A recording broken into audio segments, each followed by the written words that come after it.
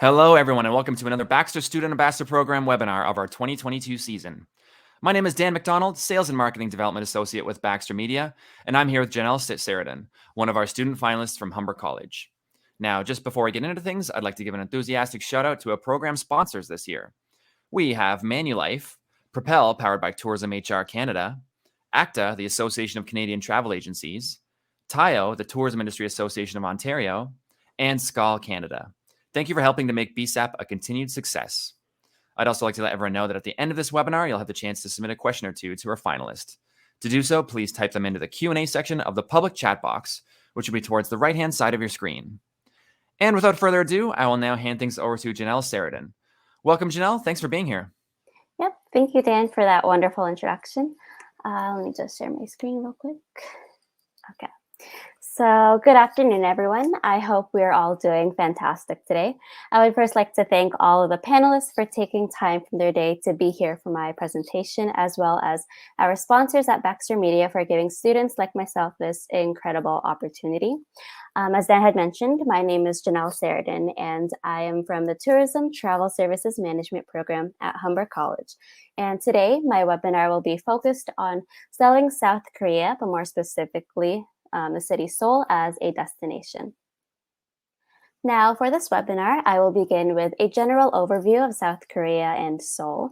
I will touch upon the many attractions that make Seoul a unique destination, as well as the different types of travelers or clients these experiences will apply to. I will explain the various ways in which you're able to position Seoul and sell them to your clients, including the benefits to you as a travel agent. Additionally, I include a list of tour operators that sell packages to Seoul, companies that offer travel insurance, and a few resources and links for your benefit. Then at the end, as Dan had mentioned, I'll be happy to answer any questions you may have regarding my presentation. So let's get into the general overview. So South Korea is an East Asian country with 8 provinces located on the southern peninsula of Korea. Some neighboring countries include Japan, China, and North Korea, and some of the surrounding bodies of water include the Yellow Sea on the west and the Sea of Japan on the east. For their time zone, they use the Korean Standard Time, known as KST, and that is 9 hours ahead of Greenwich Mean Time, or GMT. Now, due to their location, Korea has 4 distinct seasons, much like Canada. So they have summer, spring, autumn, and winter. And traveling is seen all year round. However, it is not recommended to go during the months of June to mid-July, as that is known as their monsoon season. But throughout the year, each season has many different activities to offer, such as skiing in the winter and cherry blossoms in the spring, for instance. As of 2021, the population of South Korea was 51.7 million people, and the capital city is Seoul, which is our main focus for today, and it is the largest, most popular, and the most populated city in South Korea. The official language is Korean, also known as Hangul, and although English may not be widely spoken all throughout South Korea, it is very common in Seoul. In fact, English speakers have found that there's no any troubles at all when they're going around Seoul, as many of their signs also have an English description under the Korean language. Their currency, they use the South Korean won, but credit cards such as Visa and MasterCard, and in some cases American Express, are widely accepted. However, you will find that some places may differ, where ATMs or some places, restaurants per se, will not accept foreign cards. So it is recommended to additionally exchange currency and carry some Korean won for your clients. Getting there. So with regards to transportation, there are 2 main airports that are located in Seoul.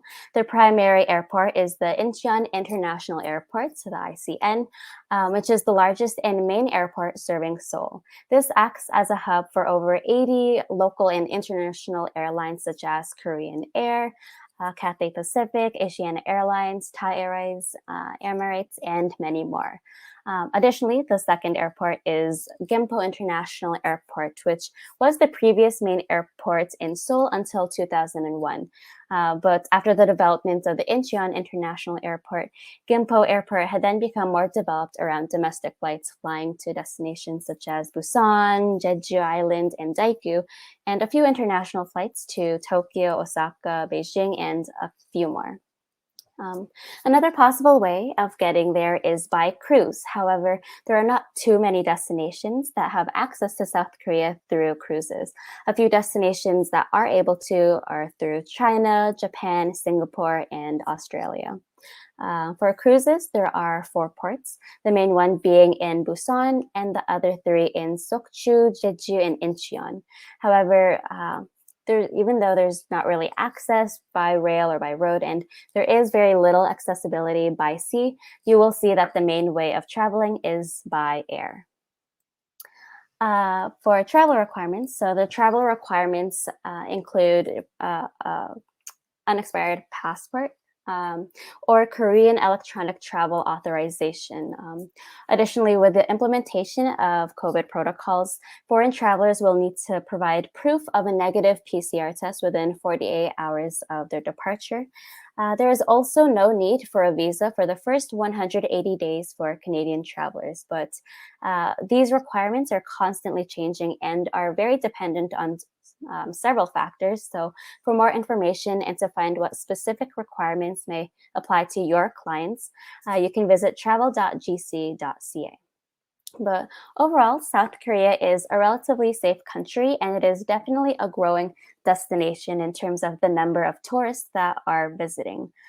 Pre-COVID, we have seen the record of 17.5 million tourists visiting South Korea in 2019. And as this is expected to continue to grow in the future post-pandemic, I'm sure many of your future clients will be trying to book with you for a trip to South Korea. So it is definitely important to understand how to position Korea. And when selling it, you should be able to really differentiate it and present how this is a one-of-a-kind destination to your clients. So thus, we will look into all the diverse attractions and unique experiences that your clients may be interested in. So, one attraction that makes Korea very unique are the beautiful 5 palaces built throughout the history of Korea's past dynasties.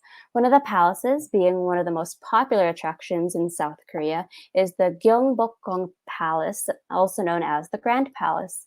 So, this is said to be the largest and most beautiful of the 5 palaces. One thing that clients should definitely be aware of is the changing of the guard ceremony that takes place every day at 10 a.m. and 2 p.m. This is a beautiful ceremony and something that they definitely don't want to miss. During the ceremony, there is a narration in English to explain the importance of each step to help give your clients more information and background information on this. There is no fee for watching this ceremony, but they must purchase a ticket in person to enter the palace, as no tickets are sold online. And at the palace, there are several tours in English offered at 11 a.m., 1 p.m., 3:30 p.m., and there they will be guided through the most important rooms and buildings and learn more about the Korean royal history. So these palaces are definitely a great attraction for your clients who want to learn more about Korean culture and their history. Another unique attraction in Seoul is the largest skyscraper in South Korea, the Lotte World Tower. So, standing at 555 meters in height, this skyscraper ranks as the 6th tallest building in the world. There is an observation tower at the top, giving visitors a very beautiful view of the city.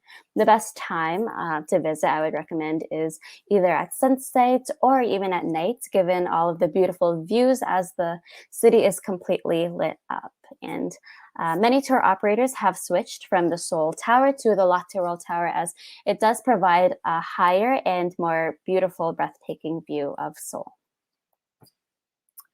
the DMZ. So, one of the most unique destinations that is exclusive to South Korea is the demilitarization zone. So, this may be one of the most fascinating places in the world, giving travelers a sneak peek into North Korea. So, there are tours that are done by licensed tour guides in which they guide you throughout what is known as the world's most dangerous border. And it is known this due to the fact that it is technically a combat zone. However, purpose of this zone is to foster peace, thus being a safe place to travel with no threat to any civilians or visitors. There are half-day or full-day tours available, and they will be able to visit key places such as the Joint Security Area, the Bridge of Freedom, the Third Infiltration Tunnel, and other more places depending on which tour that they choose. And this is definitely something to recommend for those travelers looking to further their knowledge of Korea's geopolitical climate and history. Next up, we have Insadong, a very busy neighborhood located in the heart of Seoul. So, this is the area known for having many traditional craft shops and goodies, allowing your clients to purchase many souvenirs and essentially bring a bit of Korea back home with them. So, the street is about 33 feet long, and it is filled with traditional tea shops, antique stores, cafes, and restaurants. And they're also very famous for their street food. Sorry. So Insadong is a great place for those who really want that authentic cultural experience and souvenirs. Destinations for shopping. So, for those clients who will be interested in shopping, there are many great areas in Korea for them to explore. There is Myeongdong, which is arguably Seoul's most famous shopping district. It is very popular. It's a very popular shopping area for fashion, Korean delicacies, but most importantly for cosmetic products such as skincare and makeup. So, this is renowned for cosmetics, as many products such as BB cream or face masks, and I'm sure all of you have heard of this. All of those have their origins rooted back in Korea. Then there's Dongdaemun Market, known for being the midnight market as it is open 24 hours a day. It is Korea's largest wholesale and retail shopping district in which you can find many silks, fabrics, shoes, accessories, and so many more products. And for those of you looking for high-end shopping experiences, they would find this expensive district at Gangnam Shopping Street. And the street is filled with many high-end fashion stores consisting of world-renowned brands such as Cartier, Dior, Louis Vuitton, and many more brands like those. So now we're getting more into unique experiences. So for those who really want to immerse themselves into the culture, they may be interested in many of these unique experiences offered in Korea. Some of these experiences are found throughout their accommodation. For instance, they have temple stays in Seoul. So temple stays give the clients the opportunity to sleep at a traditional Korean temple and experience the life of a monk firsthand. So they will share the same practices, wardrobe, and food of a monk to understand and learn more about their lifestyle. However, you must let your client know that some of the requirements and practices may be very strict, and some people just might not be able to handle it. So just let them know that it's not for everyone. This is really meant for those people who are very adventurous and seek out those very unique experiences. But another possible option, which is a little less extreme, would be Hancock stays, which are overnight stays at a Korean traditional house. And so they also typically offer a traditional meal along with a stay. You must note that they will be sleeping on the floor atop of their bedding, which is known as a yo. And a yo is basically a traditional Korean quilt, and it's almost like a thick mattress or a very thick comforter. And so they might have to double up or so depending on their comfortability levels. And there shouldn't be too many discomfort factors for them, as there is like heating. If you look at the houses in Korea, a lot of their floors are, a lot of their heating is powered through the floor. So there shouldn't be any uncomfortable factors there. And for your clients, they can pay for the whole house or possibly just a room in it. It depends on the tour operator that you buy it through. And so this is definitely a stay that not many people can say that they have done. So this is a great option to recommend your clients who want something very unique instead of staying at a five-star hotel, and they just want something to basically say that they experienced something different. Additionally, for those interested in experiencing the culture in a different way, there are hanbok dressings or hanbok wearings available. And so hanboks are a traditional form of clothing, now only typically worn for special occasions. But you can find these usually nearby places such as the Gyeongbokgung Palace, which I had mentioned before. And so there are many nearby small shops available where you can rent these out. And this is a great way to allow clients to immerse themselves in that culture with the authentic traditions and clothing themselves, making them feel like they are part of that culture. And the last experience I have on my list are the food experiences. So Seoul offers a wide variety of classes or cooking classes to tourists that to learn how to make authentic Korean dishes using traditional practices and locally sourced ingredients. So an example of this is kimchi making classes. And so they would make kimchi after touring and purchasing your fresh ingredients at a local market. They also provide rice wine making classes and wine tastings as well.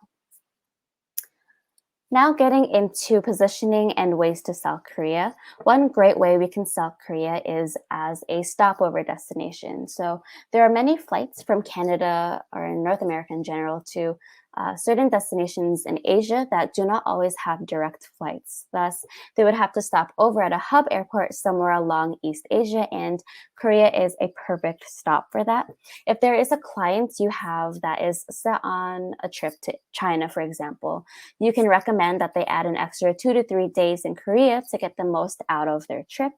Um, if they book with a tour operator to Thailand and that operator also offers Korean packages, you can try to customize that into their itinerary and combine both destinations so that they can get the most out of their itinerary. And you're basically upselling them into a combination of packages. And if they do not have extra days or they don't want to extend or they don't want to spend extra money, another option you have is to recommend they visit a transit tour if they have a layover in Korea. So at Incheon International Airport, they offer free transit tours that they can book online or you can book for them. And booking these tours will essentially give them a little taste of the experiences that they can get in Korea. So as a result, they will feel that added value with this little information that you recommended them with. And if they really do enjoy, they might want to visit Korea next time and come to you when they're trying to book that trip. You will benefit from possibly making another booking with them, and you will also benefit by creating a professional long-term relationship with them. And they can even reference you to their family and friends for their trips if they want to book Korea. So there are a variety of tour operators that sell Korea in Canada, and here's just a list of a few of them. There are more, but these are just a few examples. Tour operators such as Go Away, Nexus Holidays, Royal Scenic, Silk Holidays, and more are selling packages to Korea in some type of way. So these tour operators are great to know, so you can recommend any of these tour operators to your clients who are seeking a trip to South Korea.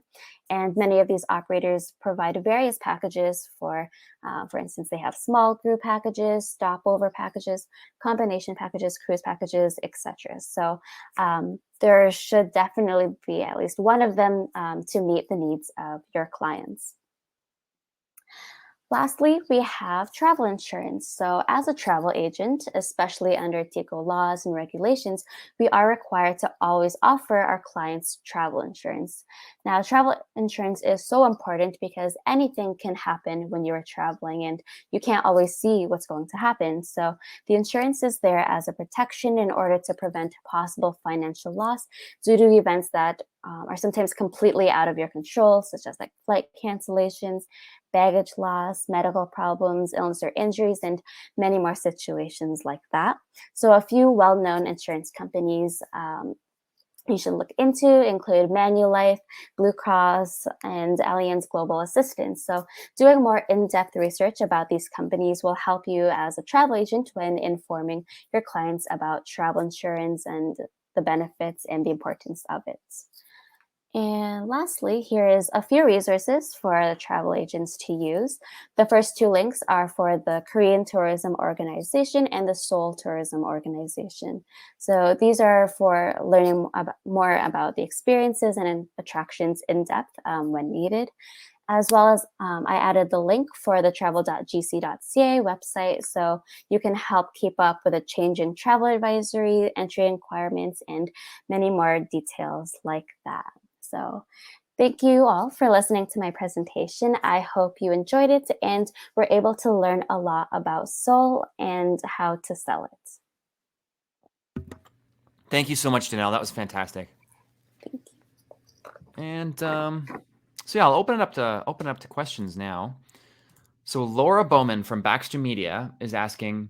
She says, South Korea is a great destination choice, and I've enjoyed learning more about it with you, Genelle. What made you choose it to present on today? Yes, so the one thing that made me choose it is I have a friend that is Korean, and she got me into watching a lot of like Korean dramas and listening to K-pop music. So I don't know, just I think the benefit of social media is getting to learn more about these cultural experiences. So I definitely learned a lot through that, and so it makes me want to go there. And so researching it and everything, I thought would be a lot of fun, especially because I'm very passionate about it, and I really want to visit that as a destination. It's one of the main ones on my bucket list, so that's why I decided to research it for this presentation. Thanks for that, Genelle. And again, you guys can submit any questions you might have to the chat tab or the Q&A tab. Oh, here's another one. Genelle, what would you consider to be your dream job? My dream job.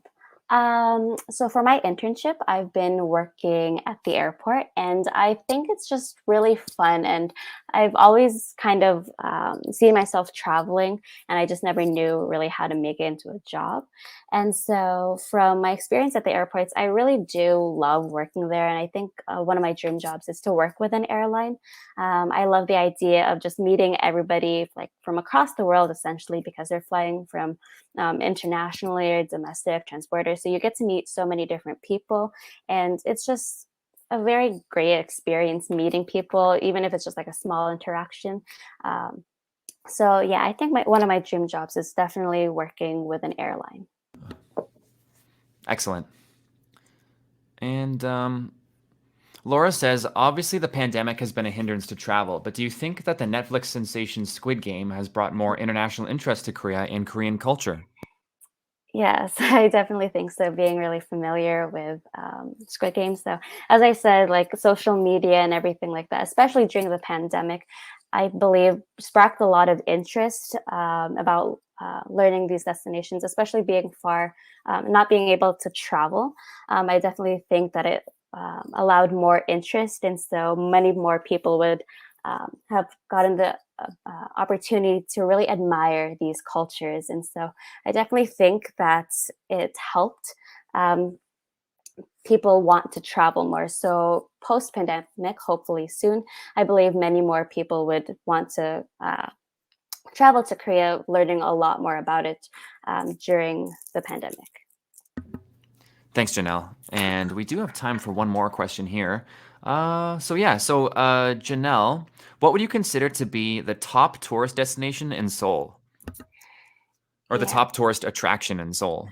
So it was really hard just narrowing down everything, but I did see that the main one was the Gyeongbokgung Palace, and I think that was one of the most popular attractions because of just the culture and seeing these beautiful palaces that were built like thousands of years ago and like their dynasty. I think it's just really popular because people are really interested in their culture, and so I think that was one of the main top like tourist attractions just because people really want to learn more about the culture, and doing that at the palace firsthand is one of the best ways to do it for them. Oh, of course. Absolutely. And here's a similar question, but also a very good question. Irene Karras asks, what top 3 activities would you recommend for someone visiting Seoul for the first time? Yes, so I would definitely recommend the Palace because that's one way to um, kind of kind of just like push them into it and just have them um, feel out what they want to what the many experiences that they can um, see at in Seoul or in South Korea. So that's definitely one of them. As I said, the DMZ, the demilitarization zone, because there's not many people that are able to go to North Korea, and so I think that's so unique to Seoul, and really no other destination can really offer that. So that's definitely one experience, and possibly one of the Hanok stays because it's nothing too out of your comfort zone, so it shouldn't make you anything like shouldn't make first time travelers there uncomfortable at all. But it is very unique that you can say that you've been to one of the traditional Korean houses even on your first day. So I think those are the top three I would recommend.